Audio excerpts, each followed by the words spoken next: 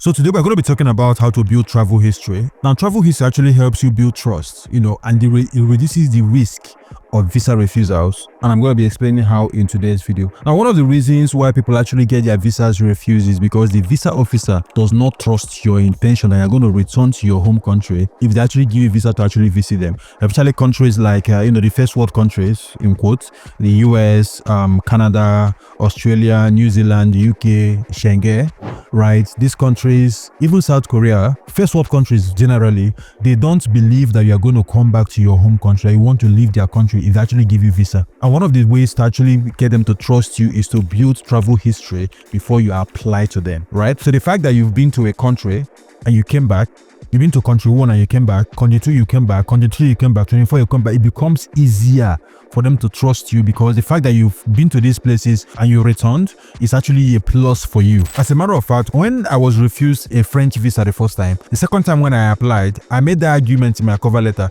I told them that I went to the UK, stayed for 2 weeks and came back, went to South Korea, stayed for like 10 days and came back, went to Ghana, been to Ghana and came back, been to India and came back, I made the argument because it was a valid argument to make. I have this travel history and of course I included it in my application. So the first thing that you need to do is to start building travel history right now. There are countries that you can actually get to easily, as a Nigerian with a Nigerian passport, you can get there easily, and of course it is going to help your case when you are applying for the first world countries. Now, for me personally, the first country I ever went to in my life was Ghana. I just took a bus, ABC Transport from Lagos. I think it was around Festac then. I'm word of area. I took a bus from there, me and my friend, and we went to Ghana.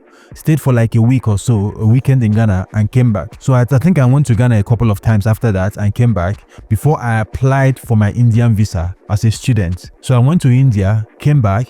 After India, I now applied for South Africa. South Africa approved my visa.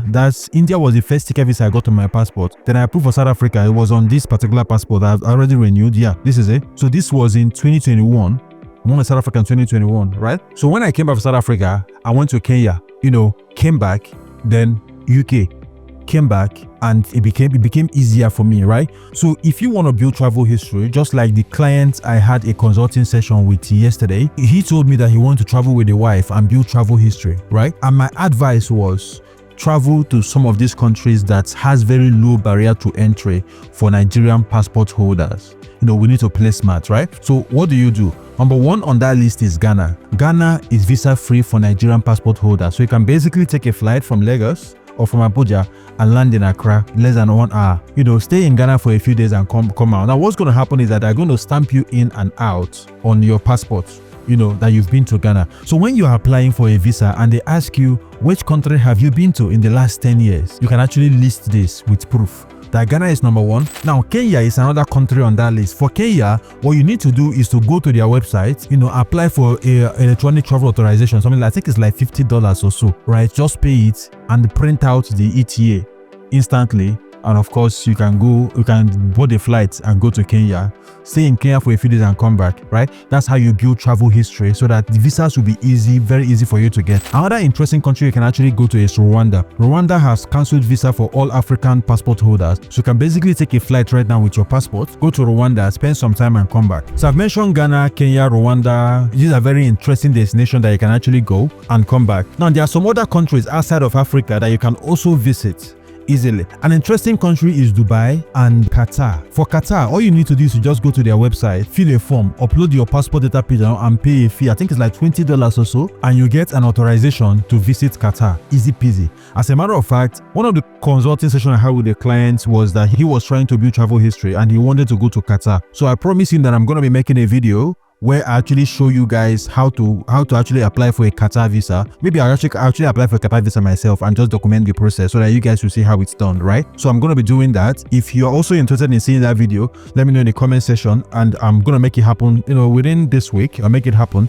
And of course, send the video to him and of course to you guys also on this channel. If you want to see that video, let me know in the comment section and I will not hesitate to actually hurry it up. That's how you actually build travel history. It's very important, very easy to do and all of that. So when you've tried these countries, right? You've been to Ghana or Rwanda or you can try South Africa. South Africa will give you a sticker visa, right? That's why I actually like their visa. They'll give you a sticker visa. So just like it is on my passport right here, this sticker visa, you're gonna get it. I also got another South African visa recently, which is right here. So after you've gone to Qatar, you've gone to Kenya, you've gone to Ghana, you've gone to Rwanda, you can also do South Africa, right? South Africa will give you a sticker visa. It's a very valid travel history for you, right? And of course, you can try Turkey as well. Then you can now try the UK or Schengen.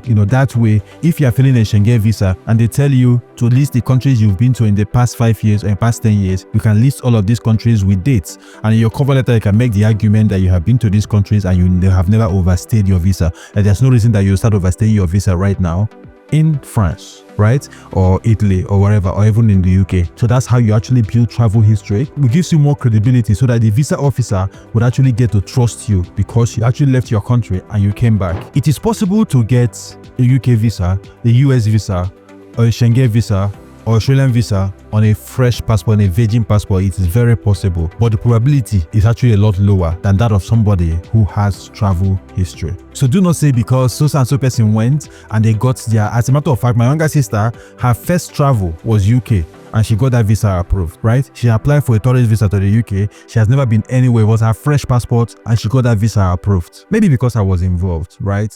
Maybe because I was involved and I was sponsoring her, or maybe it was just sheer luck. It happens to people, but the possibility is actually very low. When you have built travel history, automatically you have built credibility and you have built some level of trust with the visa officer. I actually made a video previously showing you guys how to actually travel from Nigeria to Ghana, and that's the video showing up right here, right now.